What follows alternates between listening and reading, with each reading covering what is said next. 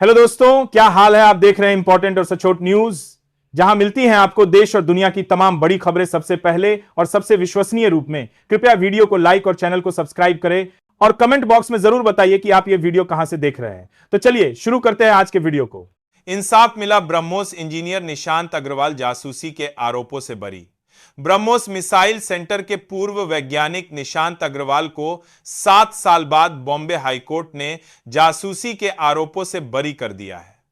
Court ने पाया कि उन पर पाकिस्तान के लिए जासूसी का कोई इरादा साबित नहीं हुआ। रिहा होने के बाद निशांत अग्रवाल ने कहा, आखिरकार मुझे और मेरे परिवार को इंसाफ मिला। इस हनी ट्रैप के कारण उनका करियर खतरे में पड़ गया था। पुतिन से मुलाकात न कराने पर राहुल ने सरकार को घेरा। रूस के राष्ट्रपति व्लादिमीर पुतिन के भारत दौरे से पहले लोकसभा में नेता प्रतिपक्ष राहुल गांधी ने सरकार पर निशाना साधा है। उन्होंने कहा कि यह देश की परंपरा और प्रोटोकॉल रहा है कि विदेशी गणमान्य व्यक्ति नेता प्रतिपक्ष से मिलते हैं, लेकिन सरकार नहीं चाहती कि विपक्ष के लोग विदेशी प्रतिनिधियों से मुलाकात करें। राहुल गांधी ने जोर देकर कहा कि विपक्ष भी देश का प्रतिनिधित्व करता है। भोपाल झील में अब कश्मीर जैसी शिकारा सेवा शुरू। मध्य प्रदेश के मुख्यमंत्री डॉक्टर मोहन यादव ने आज भोपाल की बड़ी झील में शिकारा सेवा का लोकार्पण किया। इसके तहत 20 शिकारे उतारे गए, जिससे पर्यटक कश्मीर की डल झील जैसा अनुभव ले सकेंगे। मुख्यमंत्री ने कहा कि यह पहल भोपाल को वाटर टूरिज्म हब के रूप में स्थापित करेगी, जिससे पर्यटन के साथ साथ पर्यावरण और रोजगार को भी बढ़ावा मिलेगा। अंतर्राष्ट्रीय चीता दिवस पर पीएम मोदी ने दी शुभकामनाएं। अंतर्राष्ट्रीय चीता दिवस पर प्रधानमंत्री नरेंद्र मोदी ने देशवासियों और वन्यजीव प्रेमियों को शुभकामनाएं दी। उन्होंने कहा कि भारत को कई चीतों का घर होने पर गर्व है और यह सफलता समर्पित चीता मित्रों के सहयोग से मुमकिन हुई है। पीएम ने कहा कि प्रोजेक्ट चीता देश की इकोलॉजिकल विरासत को बहाल करने में कामयाब रहा है और उन्होंने लोगों से चीतों को देखने के लिए भारत आने का अनुरोध किया। इंसाफ मिला, ब्रह्मोस इंजीनियर निशांत अग्रवाल जासूसी के आरोपों से बरी। ब्रह्मोस मिसाइल सेंटर के पूर्व वैज्ञानिक निशांत अग्रवाल को 7 साल बाद बॉम्बे हाईकोर्ट ने जासूसी के आरोपों से बरी कर दिया है। कोर्ट ने पाया कि उन पर पाकिस्तान के लिए जासूसी का कोई इरादा साबित नहीं हुआ। रिहा होने के बाद निशांत अग्रवाल ने कहा, आखिरकार मुझे और मेरे परिवार को इंसाफ मिला। इस हनी ट्रैप के कारण स्वीडन में गूंजा, भारत की बात सुनाता हूं। ज्ञानेश कुमार मुख्य चुनाव आयुक्त। ज्ञानेश कुमार ने स्वीडन में अंतर्राष्ट्रीय आइडिया का अध्यक्ष पद संभाल लिया है। अपने पहले अध्यक्षीय भाषण में उन्होंने कहा, मैं भारत का रहने वाला हूं, भारत की बात सुनाता हूं। उन्होंने बताया कि भारत लोकतंत्र की जननी है और लोकसभा चुनावों के दौरान चुनाव आयोग 1 करोड़ से अधिक कर्मचारियों के साथ दुनिया का सबसे बड़ा संगठन बन जाता है। भारत को आइडिया के अध्यक्ष के रूप में देखना देश के लिए गौरव का विषय है। बाबरी मस्जिद बनाने पर टीएमसी विधायक अड़े, कांग्रेस का नया प्रस्ताव। पश्चिम बंगाल के टीएमसी विधायक हुमायूं कबीर ने 6 दिसंबर को मुर्शिदाबाद में बाबरी मस्जिद का शिलान्यास करने की घोषणा कर बड़ा विवाद खड़ा कर दिया है। पार्टी ने उनके बयान से किनारा करगी कोई बाबरी मस्जिद बना के पंदरी बले खराग लिया है। इस बीच कांग्रेस ने विधायक को मस्जिद बनाने के बजाय उस जगह अस्पताल बनाने का प्रस्ताव सामने रखा है। यह घटना अगले साल होने वाले विधानसभा चुनावों से पहले सियासी सरगर्मी बढ़ा रही है। ममता सरकार ने रोकी कोलकाता मेट्रो की रफ्तार, केंद्र का आरोप। केंद्रीय रेल मंत्री अश्विनी वैष्णव ने संसद में बताया कि पश्चिम बंगाल की ममता सरकार के असहयोग के कारण कोलकाता मेट्रो के कई प्रोजेक्ट या तो रुक गए हैं या धीमी गति से चल रहे हैं। केंद्र ने आरोप लगाया कि राज्य सरकार भूमि अधिग्रहण और अनाधिकृत दुकानों को हटाने जैसे मामलों में सहयोग नहीं कर रही है।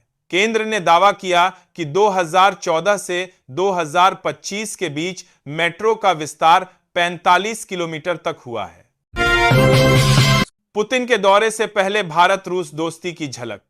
रूस के राष्ट्रपति व्लादिमीर पुतिन आज अपने 2 दिन के भारत दौरे पर आ रहे हैं। इस दौरे से पहले दिल्ली के रशियन हाउस में दोनों देशों के दशकों पुराने सदाबहार संबंधों को दर्शाती एक फोटो प्रदर्शनी आयोजित की गई। यह प्रदर्शनी इंदिरा अटल से लेकर मोदी तक की दोस्ती और ब्रह्मोस से लेकर S-400 तक के सैन्य सहयोग को तस्वीरों के जरिए दिखाती है, जिससे संबंधों में और मजबूती आने की संभावना है। जमीन घोटाले में सीएम हेमंत सोरेन को बड़ी राहत। झारखंड हाईकोर्ट ने मुख्यमंत्री हेमंत सोरेन को कथित लैंड स्कैम से जुड़े एड मामले में बड़ी राहत दी है। कोर्ट ने उन्हें एमपी बानस एमएलए कोर्ट में व्यक्तिगत पेशी से छूट प्रदान कर दी है। सोरेन ने निचली अदालत के पेशी आदेश को चुनौती दी थी, जिसे हाईकोर्ट में स्वीकार कर लिया। अब सोरेन की तरफ से उनके वकील ही प्रतिनिधित्व कर सकेंगे। वाराणसी में पुतिन का अनूठा स्वागत, फोटो की उतारी आरती। रूस के राष्ट्रपति व्लादिमीर पुतिन के भारत दौरे को लेकर प्रधानमंत्री मोदी के संसदीय क्षेत्र वाराणसी में गजब का उत्साह दिखा। पुतिन के दिल्ली पहुंचने से पहले लोगों ने उनके फोटो की आरती उतारी और स्वागत मार्च निकाला। लोगों ने भारत और रूस की दोस्ती की ओर मजबूत होने की कामना की। आयोजकों ने कहा कि दोनों देश विश्व शांति और स्थिरता के लिए काम कर रहे हैं। पुतिन दौरे से पहले भारत यूएस में 7,995 करोड़ की डिफेंस डील। रूसी राष्ट्रपति व्लादिमीर पुतिन के भारत दौरे से ठीक पहले भारत और अमेरिका के बीच 7,995 करोड़ की बड़ी डिफेंस डील हुई है। भारतीय रक्षा मंत्रालय ने यह समझौता अमेरिकी कंपनी लॉकहीड मार्टिन के साथ किया है। इस डील के तहत MH-60 सीहॉक हेलीकॉप्टर खरीदे जाएंगे, जो भारतीय नौसेना की समुद्री क्षमताओं को जबरदस्त बढ़ावा देंगे। संसद में अस्सलाम वालेकुम का नारा स्पीकर ओम बिरला ने दी कड़ी चेतावनी। संसद के शीतकालीन सत्र में बुधवार को लोकसभा स्पीकर ओम बिरला उस वक्त नाराज हो गए जब जय श्री राम के नारों के बीच अस्सलाम वालेकुम सर की आवाज आई। स्पीकर ने दोनों पक्षों के सांसदों को सदन की गरिमा बनाए रखने के लिए कड़ी चेतावनी दी। उन्होंने स्पष्ट कहा कि सदन में इस तरह की नारेबाजी नहीं होनी चाहिए। जमीन घोटाले में सीएम हेमंत सोरेन को बड़ी राहत। झारखंड हाईकोर्ट ने मुख्यमंत्री हेमंत सोरेन को कथित लैंड स्कैम से जुड़े एड मामले में बड़ी राहत दी है। कोर्ट ने उन्हें एमपी बानस एमएलए कोर्ट में व्यक्तिगत पेशी से छूट प्रदान कर दी है। सोरेन ने निचली अदालत के पेशी आदेश को चुनौती दी थी, जिसे हाईकोर्ट में स्वीकार कर लिया। अब सोरेन की तरफ से उनके वकील ही प्रतिनिधित्व कर सकेंगे। वाराणसी तिहाड़ के कैदियों का हुनर आएगा। छात्रों के काम। दिल्ली सरकार ने सरकारी स्कूलों में फर्नीचर की कमी दूर करने के लिए एक बड़ा फैसला लिया है। मुख्यमंत्री रेखा गुप्ता की कैबिनेट ने तिहाड़ सेंट्रल जेल फैक्ट्री से 10 शून्य डुअल डेस्क खरीदने के प्रस्ताव को मंजूरी दी है। सरकार का मानना है कि इससे छात्रों को बेहतर सुविधा मिलेगी और साथ ही जेल में बंद कैदियों के लिए रोजगार और पुनर्वास के अवसर भी पैदा होंगे। जमीन घोटाले में सीएम हेमंत सोरेन को बड़ी राहत। झारखंड हाईकोर्ट ने मुख्यमंत्री हेमंत सोरेन को कथित लैंड स्कैम से जुड़े एड मामले में बड़ी राहत दी है। कोर्ट ने उन्हें एमपी बानस एमएलए कोर्ट में व्यक्तिगत पेशी से छूट प्रदान कर दी है। सोरेन ने निचली अदालत के पेशी आदेश को चुनौती दी थी, जिसे हाईकोर्ट में स्वीकार कर लिया। अब सोरेन की तरफ से उनके वकील ही प्रतिनिधित्व कर सकेंगे। वाराणसी में पुतिन का अनूठा स्वागत, फोटो की उतारी आरती। जमीन घोटाले में सीएम हेमंत सोरेन को बड़ी राहत। झारखंड हाईकोर्ट ने मुख्यमंत्री हेमंत सोरेन को कथित लैंड स्कैम से जुड़े एड मामले में बड़ी राहत दी है। कोर्ट ने उन्हें एमपी बानस एमएलए कोर्ट में व्यक्तिगत पेशी से छूट प्रदान कर दी है। सोरेन ने निचली अदालत के पेशी आदेश को चुनौती दी थी, जिसे हाईकोर्ट में स्वीकार कर लिया। अब सोरेन की तरफ से उनके वकील ही प्रतिनिधित्व कर सकेंगे।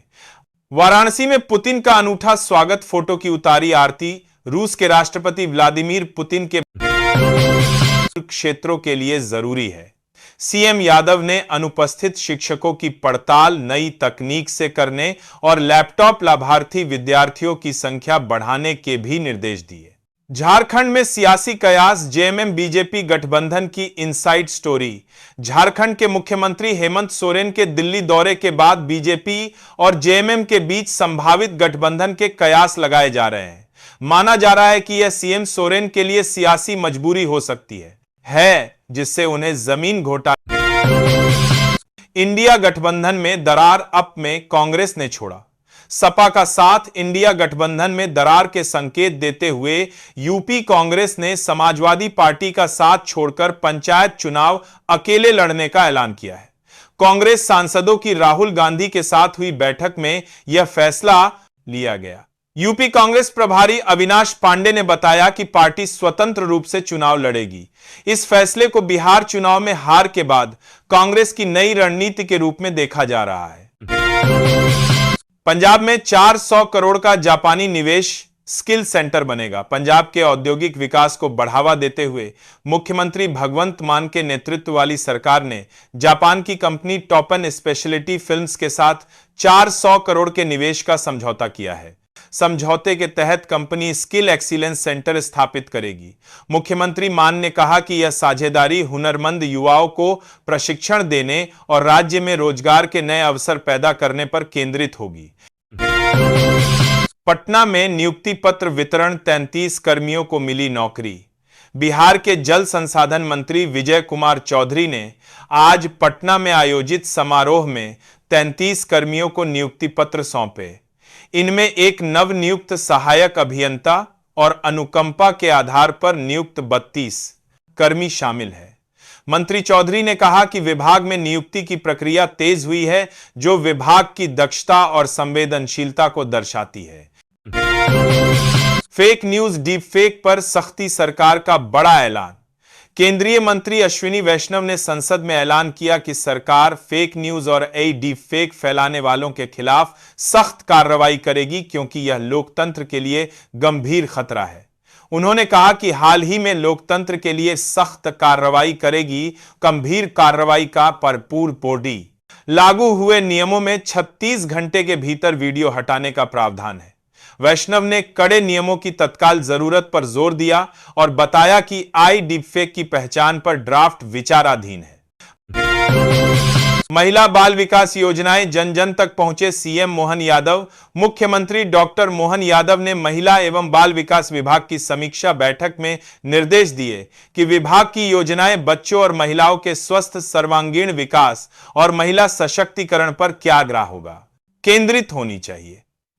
उन्होंने कहा कि अधिक से अधिक लोगों तक योजनाओं का लाभ पहुंचाने के लिए पारदर्शिता सुनिश्चित की जाए और कार्यक्रमों की निगरानी में ईट का अधिक से अधिक उपयोग किया जाए। पंजाब में 400 करोड़ का जापानी निवेश स्किल सेंटर बनेगा। पंजाब के औद्योगिक विकास को बढ़ावा देते हुए मुख्यमंत्री भगवंत मान के नेतृत्व वाली सरकार ने जापान की कंपनी टॉपन स्पेशलिटी फिल्म्स के साथ 400 करोड़ के निवेश का समझौता किया है। समझौते के तहत कंपनी स्किल एक्सीलेंस सेंटर स्थापित करेगी। मुख्यमंत्री मान ने कहा कि यह साझेदारी हुनरमंद युवाओं को प्रशिक्षण देने और राज्य में रोजगार के नए अवसर पैदा करने पर केंद्रित होगी। पटना में नियुक्ति पत्र वितरण, 33 कर्मियों को मिली नौकरी। बिहार के जल संसाधन मंत्री विजय।